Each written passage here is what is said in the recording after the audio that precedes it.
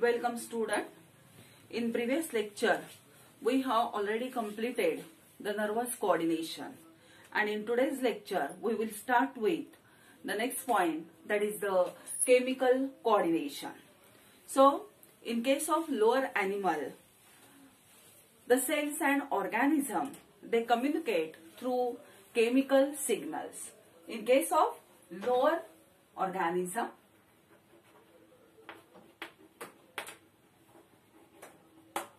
cells and organism, they communicate through chemical signals.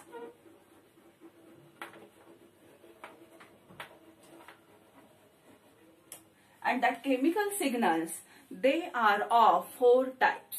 लक्षात येते का पहा. आधीच्या लेक्चरला आपण नर्वस कोऑर्डिनेशन कंप्लीट केलं. आता आजपासून आपल्याला केमिकल कोऑर्डिनेशन स्टडी करायला सुरुवात करायची आहे. केमिकल कोऑर्डिनेशन स्टडी करत असताना लोअर एनिमलचा जर आपण विचार केला तर in case of that lower animal, the cells and organisms or that animal, they communicate with the chemical signals. Now that chemical signals are of 4 types.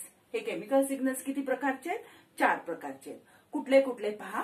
First one is known as autocrines. First one is known as autocrines. So what is meant by autocrine? Autocrine means cell secrete secretion, and that secretion or cell release the secretion and stimulate itself. Means cell release secretion and stimulate itself. एक पेशी स्वतः secretion म्हणजे ते chemical secrete करते आणि हे chemical त्या पेशीला स्वतःला काय करतं? स्टिम्युलस करतं आणि त्या पेशीच्या फंक्शन मध्ये बदल घडवून आणतं. असं जे काही केमिकल सिग्नल आहे त्याला काय म्हटलं जातं? तर that is known as autocrines. Second one is known as paracrines. Second one is known as paracrines. In paracrines, the cells that secrete the secretion or release the secretion to stimulate the neighboring cell. In case of that paracrines, the cell release the secretion and that secretion stimulate the neighboring cell. पहा काय लक्षात येते का? Para म्हणजे काय? दुसऱ्याला. मग जे पॅराकाइन टाइपचं केमिकल सिग्नल आहे त्याच्यामध्ये काय केलं जातं? एक पेशी केमिकल सिक्रीट करते आणि ते केमिकल काय करतं? नेबरिंग सेलला, शेजारी असणाऱ्या सेलला स्टिम्युलस देतं. जसं हेल्थ अँड डिसीज हा टॉपिक आपण शिकणार आहोत, त्या हेल्थ अँड डिसीज टॉपिक मध्ये काय लक्षात घ्या, एक व्हायरस इन्फेक्टेड सेल असते. ती व्हायरस इन्फेक्टेड सेल स्वतः इन्फेक्ट झाली म्हणून एक सिक्रीशन सिक्रेट करते की जे शेजारच्या सेलला व्हायरस इन्फेक्टंट होऊ देत नाही. ते तिथं आणखीन जास्त मी तुम्हाला डिटेल एक्सप्लेन करेल. आता इथं लक्षात ठेवा. Paracrine means cell release the secretion and that secretion stimulate the neighbouring cell. Now the third one is known as endocrines. Third one is known as what? That is known as endocrines. So what is meant by endocrine? In case of endocrine, the cell release the secretion and that secretion stimulate distant cell. Means cell release the secretion and that stimulate the distant cell. Means what? की sale हे secretion secrete करते आणि ते secretion काय केलं जातं? लांबवर असणाऱ्या पेशीपर्यंत जातं आणि लांबवर असणाऱ्या म्हणजे डिस्टंट सेलला ते स्टिम्युलेट करतं आणि त्या सेलच्या फंक्शन मध्ये फरक घडवून आणतं, बदल घडवून आणतं, त्या सेलमध्ये चेंज घडवून आणतं. त्याला आपण म्हणतो एंडोक्राइन. आणि चौथा जो प्रकार आहे that is known as pheromones. That is known as what? Fourth one is known as pheromones.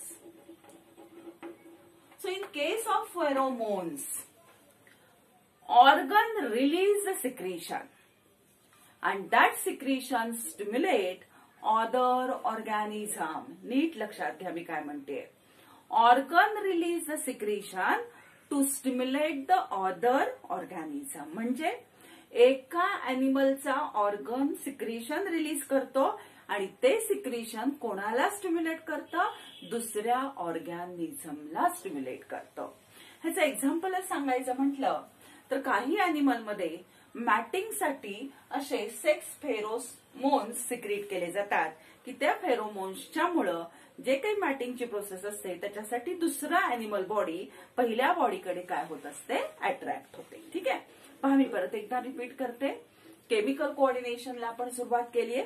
Chemical coordination मध्ये मी तुम्हाला काय सांगितलं की हे जे काही लोअर अॅनिमल्स आहेत ह्या लोअर अॅनिमल्स मध्ये जे काही सेल आणि ऑर्गॅनिझम आहे ह्या सेल आणि ऑर्गॅनिझम हे कम्युनिकेट कसे करतात तर ते केमिकल सिग्नल सेंड करून कम्युनिकेट करतात. आता हे केमिकल सिग्नल्स किती प्रकारचे असतात? तर केमिकल सिग्नल्स हे 4 प्रकारचे आहेत. कुठले 4 प्रकार? तर त्याच्यामध्ये पहिला प्रकार मी सांगितला तुम्हाला तो म्हणजे ऑटोक्राइन. ऑटोक्राइन मध्ये काय केलं जातं तर जी काही सेल असते ती सिक्रेशन सिक्रेट करते, रिलीज करते आणि स्वतःलाच काय करते? ती स्टिम्युलेट करते. त्याच्यानंतर पुढचा प्रकार मी सांगितला पॅराकाइन्स बद्दल मी बोलले. पॅराकाइन्स म्हणजे काय? तर पॅराकाइन्स मध्ये सुद्धा सेल ही सिक्रेशन रिलीज करते to stimulate the neighbouring cell. शेजारी असणाऱ्या सेलला स्टिम्युलेट करायचं आणि तिच्या फंक्शन मध्ये बदल घडून आणण्यासाठी ती काय करते? पॅराकाइन्स सिक्रेट करते. त्याला पॅराकाइन्स म्हणतात. त्याच्यानंतर एंडोक्राइन आहे. एंडोक्राइन म्हणजे काय? तर सेल सिक्रेशन रिलीज करते आणि जी डिस्टंट असणाऱ्या लांबवर असणाऱ्या सेलला काय करतं? स्टिम्युलेट करतं. आणि त्याच्यानंतर चौथा प्रकार आपण सांगितला तो म्हणजे फेरोमोन्स. फेरोमोन्स बद्दल मी तुम्हाला सांगितलं की एखाद्या ऑर्गॅनिझमचा ऑर्गन हा ते केमिकल रिलीज करतो, सिक्रेशन रिलीज करतो आणि दुसऱ्या ऑर्गनला किंवा दुसऱ्या ऑर्गॅनिझमला काय करतो? तो स्टिम्युलेट करतो. ह्याला म्हटलं जातं फेरोमोन्स. हे कोणामध्ये घडतं? तर हे लोअर अॅनिमल मध्ये घडतं. आता लोअर अॅनिमल मध्ये हे घडल्यानंतर पुढचा जो पॉइंट आहे तो आपल्याला बघायचा आहे तो हायर अॅनिमल मधला पाहिजे. आता हायर अॅनिमल मध्ये कसं घडतं हे पहा. So in case of higher animal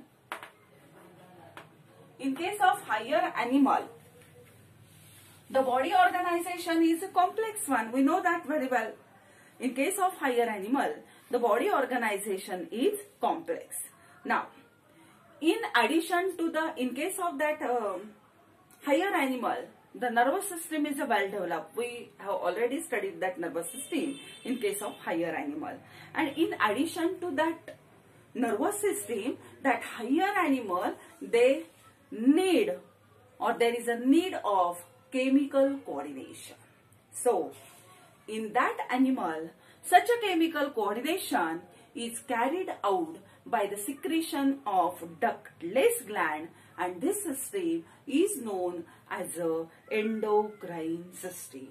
लक्षात येते का पहा? लोअर अॅनिमल मधलं आत्ताच आपण पाहिलं. But what happen in case of higher animal? So, in case of higher animals, body organization is very complex. In case of that animal, the nervous system is well developed.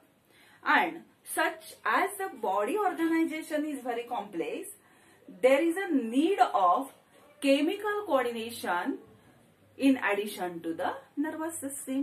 तिथं काय nervous system आहे पण body complex असल्यामुळं काय कशाची गरज आहे असून केमिकल कोऑर्डिनेशनची गरज असते. आणि मग हे जे केमिकल कोऑर्डिनेशन आहे हे केमिकल कोऑर्डिनेशन कोण घडून आणतं तर that is carried out by the ductless gland, by the secretion of ductless gland.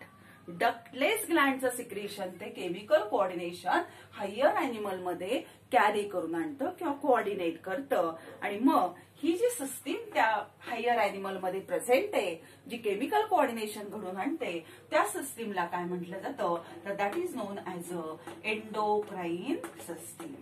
मग आता तुमच्या लक्षात आलं असेल पहा की एंडोक्राइन सिस्टीम म्हणजे काय तर एंडोक्राइन सिस्टीम म्हणजे डक्टलेस ग्लँड ची सिस्टीम आहे. आणि डक्टलेस ग्लँड म्हणजे काय तर ज्या ग्लँडला सिक्रेशन कॅरी करण्यासाठी स्वतःची अशी डक्ट असणार नाही. ठीक आहे. मग ह्या ग्लँडची जी सिस्टीम आहे तिला आपण एंडोक्राइन सिस्टीम म्हणतो आणि ती कोणामध्ये प्रेझेंट आहे तर ती हायर अॅनिमल मध्ये प्रेझेंट आहे. हायर अॅनिमल मध्ये बॉडी ऑर्गनायझेशन कॉम्प्लेक्स असल्यामुळं नर्वस सिस्टीम बरोबर त्या अॅनिमलला कशाची गरज आहे, केमिकल कोऑर्डिनेशनची गरज आहे. ठीक आहे. आता पुढे पहा, ही जी एंडोक्राइन सिस्टीम आहे की जी एंडोक्राइन सिस्टीम डक्टलेस ग्लँडनी तयार झालेली आहे, that ductless gland secrete the secretion and that secretion is known as a chemical messenger. That is known as what, chemical messenger, or it is also known as hormones. So, the secretions of endocrine gland is known as what? That is known as a hormone, or they are also known as a chemical messenger. Clear? Now, such hormones, as they are secreted from this endocrine gland, they are directly poured in the blood. And via blood, they are carried towards their target organ. And in case of target organ, they carry out the specific function, that is the development and growth of that organ. Clear? पहा काय होतं, endocrine ग्लँडची system म्हणजे कोणाची system, ductless ग्लँडची system. आणि ह्या ductless Gland जे secretion secret करतात त्याला आपण केमिकल मेसेंजर म्हणतो किंवा त्याला आपण हार्मोन असं म्हणतो. आणि ह्या डक्टलेस ग्लँड असल्यामुळं त्याचं जे हार्मोन असतं ते हार्मोन डायरेक्टली ब्लडमध्ये पोर केलं जातं. ब्लड ते कॅरी करतं आणि कॅरी करून टार्गेट ऑर्गनला नेऊन ते पोहोचवतं. आणि मग टार्गेट ऑर्गन काय काम करतो तर ते स्पेसिफिक फंक्शन कॅरी करतो. आणि ते स्पेसिफिक फंक्शन काय असेल तर त्याची ग्रोथ घडवून आणणं, त्याची डेव्हलपमेंट घडवून आणणं ही कामं तिथं केली जातात. ठीक आहे. नाव the next point is a chemical nature of hormone. The next point is a chemical nature of hormone. That means that simply types of hormone. Chemical nature of hormone. So, that is the types of hormone. So, the first chemical nature of hormone is amine. First type is known as the amines. So, some hormones are amines and these are the simple amines. For example, catecholamine means what? The adrenal gland. The gland which is located above the kidney, that glands are known as adrenal gland. We know very well. That adrenal gland secrete adrenaline and noradrenaline, and that adrenaline and noradrenaline, they are amine hormones. Similarly, the pineal body secrete the melatonin. आपण थोडंसं लिहून काढू हवं तर हे amines कुठले कुठले तर आपली जी काही ऍड्रिनल ग्लँड आहे तर ही ऍड्रिनल ग्लँड काय सिक्रीट करते तर ऍड्रेनालिन आणि नॉर ऍड्रेनालिन सिक्रीट करते. ही काय आहेत तर कॅटेकोलामाइन्स आहेत, अमाइन हार्मोन्स आहेत. तसंच पिनियल बॉडी, पिनियल बॉडी पण आता तुम्हाला माहित झाली आहे कुठे असते. जो काही ब्रेन आहे त्याच्यामध्ये आपण काय शिकलो, डायन्सेफेलॉन शिकलो. तर डायन्सेफेलॉनच्या वरच्या बाजूला पिनियल बॉडी आहे आणि खालच्या बाजूला कोण असते तर ती असते पिट्युटरी ग्लँड. तर ही जी काही पिनियल बॉडी आहे हिचं जे हार्मोन आहे तिला आपण म्हणतो मेलॅटोनिन. आणि हे मेलॅटोनिन सुद्धा कसं आहे तर अमाइन हार्मोन आहे. And some are modified from amino acid, for example thyroxine. आणि थायरॉक्सिन हे मॉडिफाईड अमायनो ऍसिड पासून तयार झालेलं अमाइन हार्मोन आहे. लक्षात येते. तर अमाइन्स हार्मोन्स आहेत. अमाइन प्रकारचं हे हार्मोन आहे. त्याच्यामध्ये कॅटेकोलामाइन येतात. त्याच्यामध्ये कोण कोण येतं तर ऍड्रिनल ग्लँडने सिक्रेट केलेलं ऍड्रेनालिन आणि नॉर ऍड्रेनालिन हे हार्मोन येतं. पिनियल बॉडी पासून सिक्रेट झालेलं मेलॅटोनिन नावाचं हार्मोन असतं. आणि some are modified from amino acid and the example is thyroxine. ठीक आहे. That is about the amine hormone. Now the second one is known as a peptide hormone. Second one is known as what? Peptide hormone.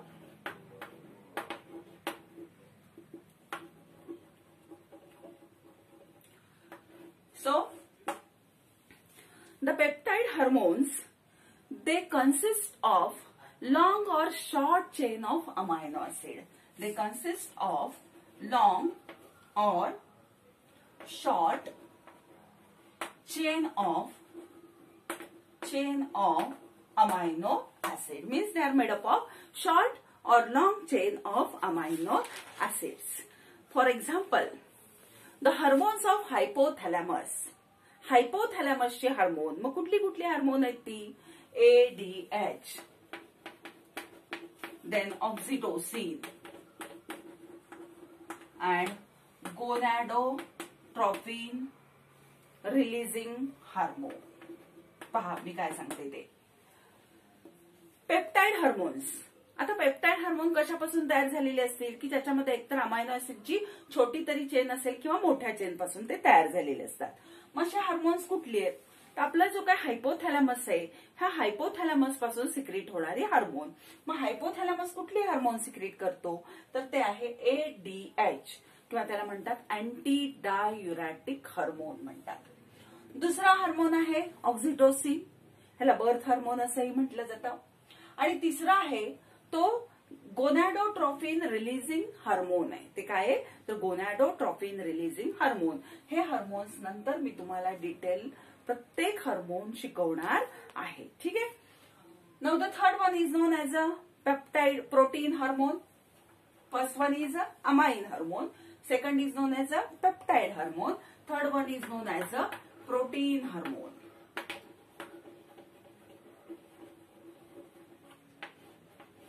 Third one is known as what?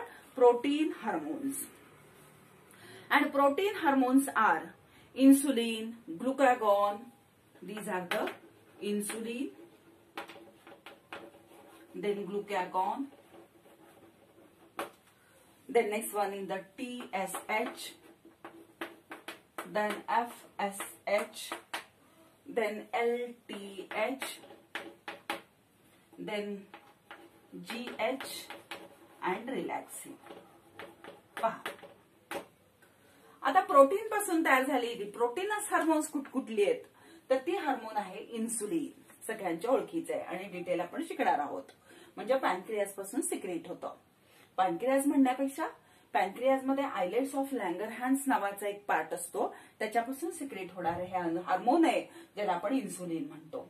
तिथूनच glucagon सुद्धा secret होतं. म्हणजे हे दोन्ही islets of लँगरहॅन्स पासून secret होतात. TSH म्हणजे thyroid stimulating hormone, pituitary gland पासून सिक्रेट होतं. Then FSH follicle stimulating hormone असतं.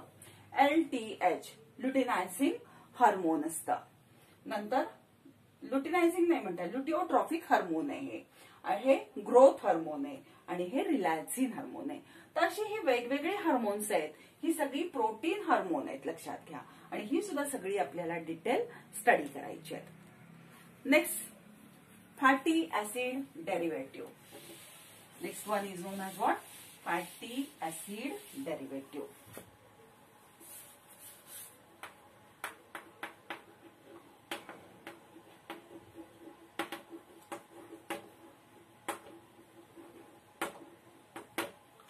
आता फॅटी ऍसिड डेरिव्हेटिव्ह मध्ये कोण येतं? तर त्याच्यामध्ये येतं प्रोस्टॅग्लॅन्डिन. कोण येतं? प्रोस्टॅग्लॅन्डिन. फक्त आता हे केमिकल नेचर त्याचं लक्षात ठेवा. अमाइन हार्मोन झाली, पेप्टाइड हार्मोन झाली, प्रोटीन हार्मोन झाली. आता फॅटी ऍसिड डेरिव्हेटिव्ह कोण आहे? तर प्रोस्टॅग्लॅन्डिन हा कोण आहे? तर फॅटी ऍसिड डेरिव्हेटिव्ह आहे. त्याच्यानंतर पुढचा प्रकार आहे तो आहे स्टिरॉइड हार्मोन. Steroid hormones. आता स्टिरॉइड हार्मोन मध्ये कोण कोण येतं? तर steroid hormones are lipid soluble hormone. ही लिपिड मध्ये सोल्युबल असणारी हार्मोन्स असतात. And they are derived from cholesterol and other steroid. हे लक्षात ठेवा. Steroid hormones they are lipid soluble hormones.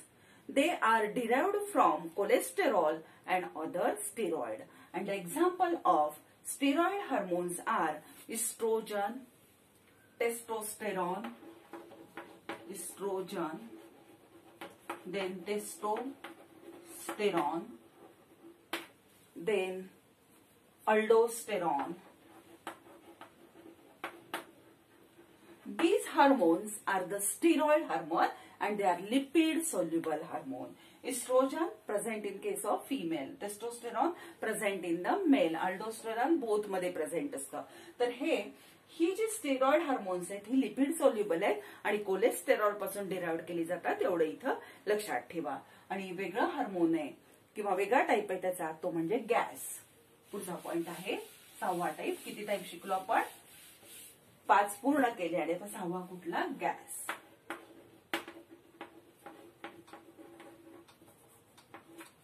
Nitric oxide. काय म्हणतात त्याला? Nitric oxide. आता नायट्रिक ऑक्साइड किंवा गॅस, तर हे nitric oxide produce in the endothelium of blood vessel. आपल्या ज्या काही ब्लड व्हेसल्स असतात त्याचा जो एंडोथेलियम आहे ह्या एंडोथेलियम मध्ये प्रोड्यूस केलं जातं. आणि it act as a vasodilator. आणि तो काय करतो? द ब्लड व्हेसल डायलेट करायचं तो काम करतो आणि रिलॅक्स द पेरिस्टाल्सिस इन गट. आपला जो गट आहे ह्याच्यामध्ये जे पेरिस्टाल्सिस असतं, संथ आकुंचन आणि प्रसरण आहे, ह्याला रिलॅक्स करायचं तो काम करतो. आणि that nitric oxide it is associated with other hormone. It associate with other hormone and keep healthier for longer. दुसऱ्या हार्मोन बरोबर तो असोसिएट होतो आणि बराच काळ त्या बॉडी हेल्दी ठेवण्याचं काम तो करतो. लक्षात ठेवा, हे वेगळं आहे. म्हणजे पहिलं हार्मोन, पहिलं नेचर पाहिलं अमाइन्सचं, दुसरं पाहिलं पेप्टाइड, तिसरं पाहिलं प्रोटीन, चौथं पाहिलं फॅटी ऍसिड डेरिव्हेटिव्ह, 5वं पाहिलं स्टिरॉइड हार्मोन आणि हा शेवटचा पॉइंट आहे त्या केमिकल नेचरचा हार्मोनचा, तो आहे गॅस. आणि गॅस बद्दल मी सांगितलं की तो आहे नायट्रिक ऑक्साइड. ठीक आहे.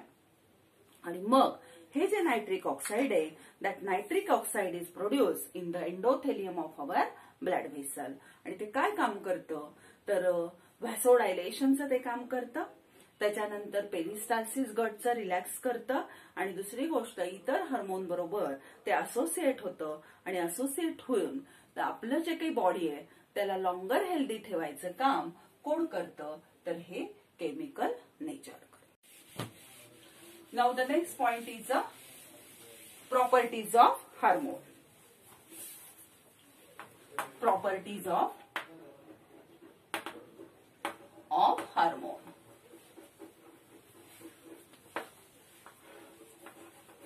So the first property of hormone is the hormones are released from the ductless gland and they are directly poured in the blood. Hormones are directly poured in blood.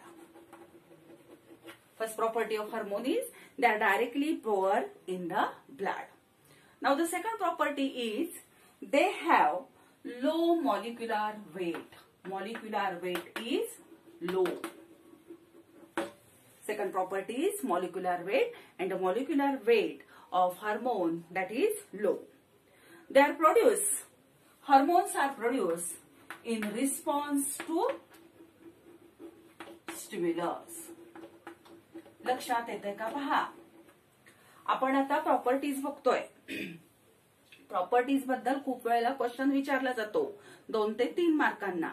मग property बद्दल लक्षात घ्या की पहिली property मी काय सांगितली की hormones are directly pour in the blood. Hormone आता तुम्हाला माहित झालं हार्मोन कशाला म्हणतात? जे डक्टलेस ग्लँडचं सिक्रेशन आहे त्याला आपण हार्मोन म्हणतो. आणि ते डक्टलेस ग्लँड आहे म्हणजे नो डाऊट त्याचं सिक्रेशन कुठे सिक्रेट केलं जाणार आहे? ब्लड मध्ये. म्हणून पहिली प्रॉपर्टी आपण सांगितली hormones are directly poured in the blood. ठीक आहे. दुसरी काय सांगितली? The molecular weight of hormone is low or they are having low molecular weight. हार्मोनचं मॉलिक्युलर वेट कसं असतं? कमी असतं. तिसरा पॉइंट काय सांगितला? Hormones are secreted in response to stimulus. म्हणजे स्टिम्युलस मिळाल्याशिवाय हार्मोन्स मनाने सिक्रेट होत नाहीत. ठीक आहे. Now the next, the rate of secretion of hormone. Next, rate of secretion of hormone is low or high. and that rate of secretion of hormone which is a low or high, that is totally depend upon the nature and intensity of stimulus.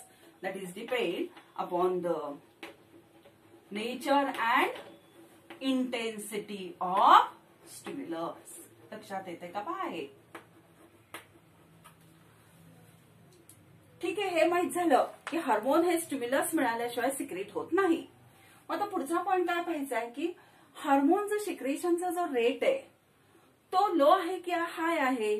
तर तो low आहे का हाय आहे हे कशावरती depend असतं, तर जो काही स्टिम्युलस त्याला मिळालेला आहे हा स्टिम्युलसचं नेचर कुठल्या पद्धतीचं आहे, तो किती तीव्र आहे, त्याची इंटेन्सिटी किती आहे, त्याच्यावरून ते ठरवलं जातं. म्हणजे स्टिम्युलस जेवढा स्ट्रॉंग असेल तेवढं सिक्रेशन हे जास्त केलं जातं. स्टिम्युलस जर कमी असेल, इंटेन्सिटी जर स्टिम्युलसची कमी असेल तर सिक्रेशन काय केलं जातं, लो केलं जातं. ठीक आहे ना.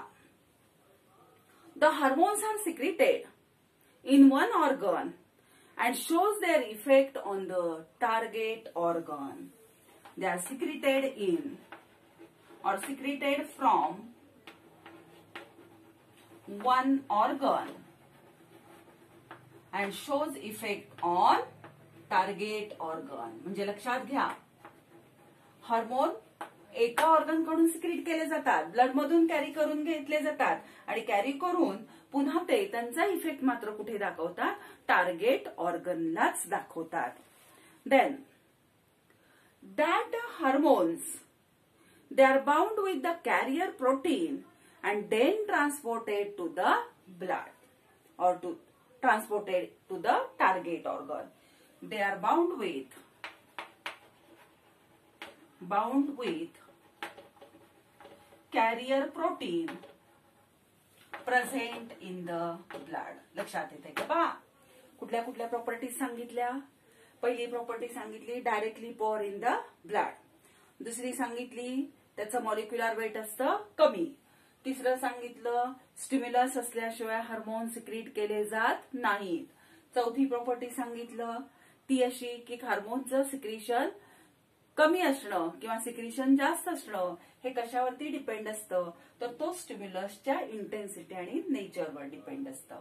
पुढची प्रॉपर्टी काय सांगितली की हार्मोन हे एका ऑर्गन कडून सिक्रेट केलं जातं, ब्लड मधून ते कॅरी केलं जातं आणि ते टार्गेट ऑर्गनलाच जाऊन ऍक्ट होतं. म्हणजे कसं की for example thyroid stimulating hormone जर तुमच्या पिट्युटरी ग्लँडनी सिक्रेट केलं तर ते ब्लड मध्ये येतं आणि थायरॉइड ग्लँड तुमची कुठे, नेक रिजन मध्ये असते, ते तिथंच जातं आणि मग तो तिचा काय झाला टार्गेट ऑर्गन, तिथंच जाऊन ते त्याचं फंक्शन करतं. ठीक आहे. पुढचा पॉइंट काय सांगितला की that hormones when they are carried by the blood or carried in the blood they bind or bound with the carrier proteins present in the blood and goes towards the target organ. Blood मधून ते कसं जातं, तर blood मध्ये carrier protein असतात. ह्या carrier protein बरोबर हे हार्मोन बाउंड केलं जातं आणि मग ते कुठं पोहोचवलं जातं, त्याच्या टार्गेट ऑर्गनला.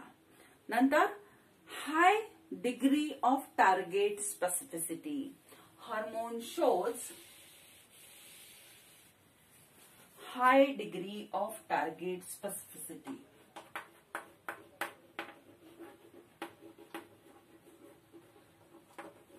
Target specificity म्हणजे हार्मोन हे सिक्रेट केलं की नेहमी त्याच टार्गेट ऑर्गनला जाऊनच ते काय होत असतं, ऍक्ट होणार आहे. म्हणून हार्मोन काय असते, high degree of target specificity असते. नंतर their effect is very slow.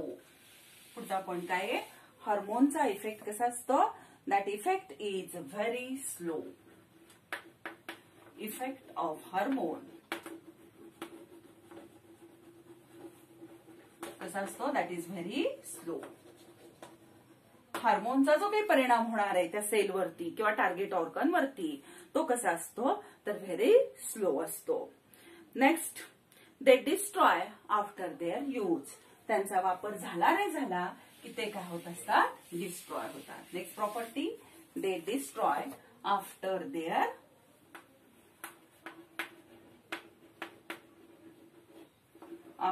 their use. पहा खूप साऱ्या प्रॉपर्टीज आहेत, तुम्हाला ज्या आवडतील त्या 5-7 लर्न करून ठेवा. पहा, high degree of target specificity, hormone हे सिक्रेट झाल्यानंतर त्याच टार्गेट ऑर्गनला जाऊन ऍक्ट होतं. Effect of hormone is very slow, त्याचा हार्मोनचा इफेक्ट हा अतिशय कमी असतो. Then they destroy after their use, त्याचा वापर संपला की ते काय केले जातात, डिस्ट्रॉय केले जातात. आणि शेवटची प्रॉपर्टी त्याच्यातली, more or less secretion of hormone, more or less secretion of hormone that develops or leads to the disorder. Leads to disorder. लक्षात येते का पहा, हे मोर ऑर लेस सिक्रेशन असं काय म्हटलेलं आहे, तर हार्मोन हे प्रमाणातच सिक्रेट व्हावी लागतात. लक्षात घ्या, प्रमाणापेक्षा जर ती जास्त सिक्रेट झाली तरी सुद्धा आपल्या बॉडीमध्ये डिसऑर्डर निर्माण होते. आणि प्रमाणापेक्षा जरी आपल्या बॉडीमध्ये ती कमी सिक्रेट झाली तरी सुद्धा आपल्या बॉडीमध्ये डिसऑर्डर निर्माण होते. म्हणजे हार्मोनचं प्रमाण हे बॉडीमध्ये सिक्रेशनचं अॅक्युरेट असावं लागतं. ती जर कमी सिक्रेट झाली तरी डिसऑर्डर होते, जास्त सिक्रेट झाली तरी सुद्धा डिसऑर्डर होते. ह्याचं एक्झाम्पलच पाहायचं म्हटलं तर तुम्हाला सगळ्यांना माहिती ग्रोथ हार्मोन आपल्या बॉडीमध्ये, आणि हे ग्रोथ हार्मोन काय करतं तर आपल्या बॉडीची ग्रोथ घडवून आणतं. बरोबर आहे. मग हे ग्रोथ हार्मोन जर कमी प्रमाणात सिक्रेट झालं तर आपल्या बॉडीची ग्रोथ होईल का हो? नाही होणार. म्हणजे कमी सिक्रेट झालं म्हणून आपली उंची वगैरे वाढणार नाही, कमी राहील. आणि समजा हेच ग्रोथ हार्मोन खूप प्रमाणापेक्षा जास्त सिक्रेट झालं तर आपली ग्रोथ काय होईल, नॉर्मल लोकांच्या पेक्षा ती जास्त होईल. म्हणजे सुद्धा आपल्यामध्ये काय निर्माण झाली, डिसऑर्डर निर्माण होते. म्हणून मी हे वाक्य सांगितलं की त्याचं जास्त सिक्रेशन झालं प्रमाणापेक्षा तरी डिसऑर्डर असते, आणि प्रमाणापेक्षा कमी सिक्रेट झालं तरी सुद्धा त्याची काय होते, डिसऑर्डर असते. ठीक आहे. तर आजच्या लेक्चरला आपण काय काय अभ्यासलं पहा. तर आजच्या लेक्चरला आपण पाहिलं ते म्हणजे पहिला पॉइंट आपण पाहिला तो लोअर अॅनिमलमध्ये हे केमिकल सिग्नलिंग कशा प्रकारे केलं जातं, ते किती प्रकारचं असतं ते पाहिलं. नंतर हायर अॅनिमलमध्ये आपण पाहिलं की एंडोक्राइन सिस्टीम किंवा केमिकल कोऑर्डिनेशनची का गरज आहे हे आपण त्याच्यामध्ये शिकलो. त्याच्यानंतर पुढे आपण गेलो ते केमिकल नेचर ऑफ हार्मोनला आपण गेलो. केमिकल नेचरमध्ये आपण 5-6 प्रकारची हार्मोन किंवा त्याचं केमिकल नेचर हे 5-6 प्रकारचं पाहिलं. आणि त्याच्यानंतर आपण पुढे कुठे गेलो तर प्रॉपर्टीज ऑफ हार्मोनला गेलो, आणि त्याच्यामध्ये खूप साऱ्या प्रॉपर्टी आपण ह्याच्याबद्दल शिकलो. तर ह्याच्यामध्ये आता खूप वेगवेगळी पुस्तकं जर तुम्ही वाचत असाल तर त्याच्यामध्ये हार्मोनचा अर्थ सुद्धा असा दिलाय पहा. हार्मोन मीन्स टू एक्साइट असं त्याचं मिनिंग आहे. पण ऍक्च्युअली नुसतं हार्मोन हे एक्साइटमेंटचं काम करत नाही तर तो इन्हिबिटरी सुद्धा इफेक्ट दाखवतो. तर हे आपल्याला थोडंसं माहित असणं गरजेचं आहे की हार्मोनचा रोल आयदर एक्सायटेशन आहे और इनहिबिशन आहे, हे पण तुम्हाला माहित असू द्या. पण मिनिंग त्याचं टू एक्साइट असंच काही पुस्तकामध्ये दिलेलं आहे. ठीक आहे. तर आजच्या लेक्चरला आपण इथं